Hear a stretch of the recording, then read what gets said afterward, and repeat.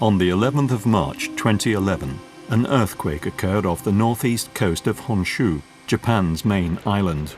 With a magnitude of 9 on the Richter scale, it was the country's largest earthquake ever recorded.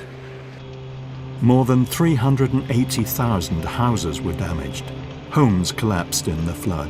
Some burned in ensuing fires. Rice farms were destroyed. Picturesque villages wiped from the map.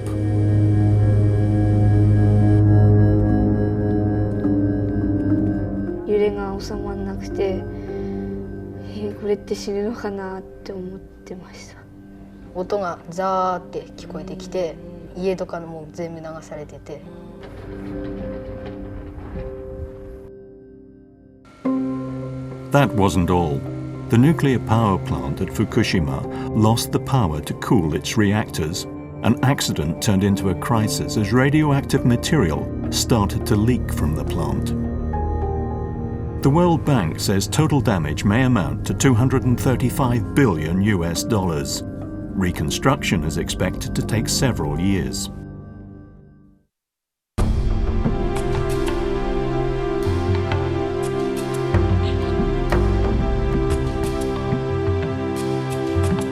A relief operation got underway before the full extent of the disaster was apparent. Japan had never seen tragedy on this scale.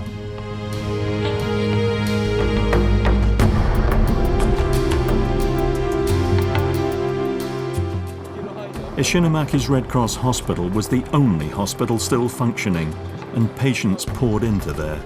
On the 12th of March, 779 emergency cases arrived. The next day, there were another 1,251. Families accompanied the patients, and people whose houses had been washed away crowded the lobby and corridors. They had nowhere else to go, and they needed shelter.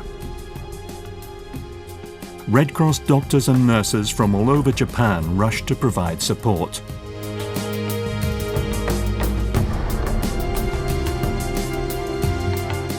Red Cross staff provided care around the clock, accepting a never-ending flow of patients.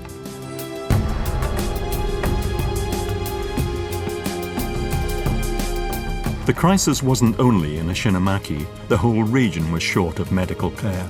Clinics, hospitals, nursing homes had all been affected. The Japanese Red Cross reached out, dispatching medical teams. They set up temporary clinics to meet the emergency needs.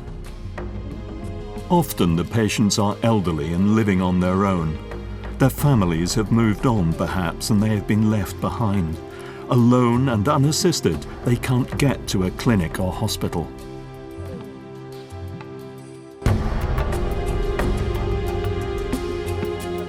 Many people fled the tsunami with nothing but the clothes they were wearing, and they had many sleepless nights. The Japanese Red Cross has distributed over 132,000 blankets, 183,000 pieces of clothing, thousands of emergency relief and sleeping kits, and other relief to survivors. As well as medical treatment and relief supplies, psychological care has been high on the list of priorities during the first 2 months. The ruins of Rikuzen Takata, one of the coastal towns the tsunami devastated in Iwate. Kimie Yamada lost all she owned here, including her family's flat. Today, the Yamadas will see a new home, however.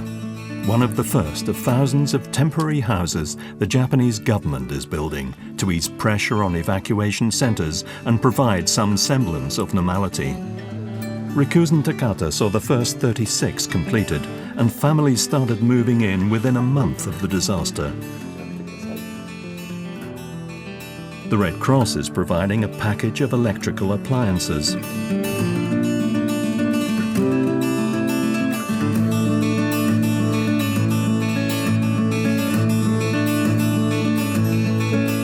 There's a refrigerator, a washing machine, a microwave, a hot water dispenser, a rice cooker and a TV.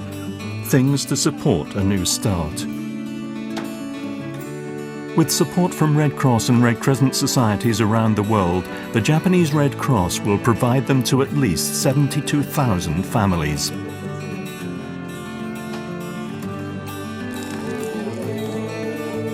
The Red Cross has placed water tanks at a dozen centres. Now that people can freely wash their hands at any time of day, the health of these youngsters can be protected.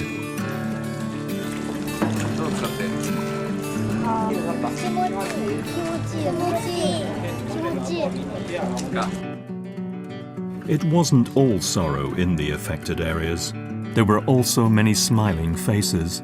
The smiles spoke of faith in the future, of human compassion and solidarity. As long as these smiles continue, we can continue to hope.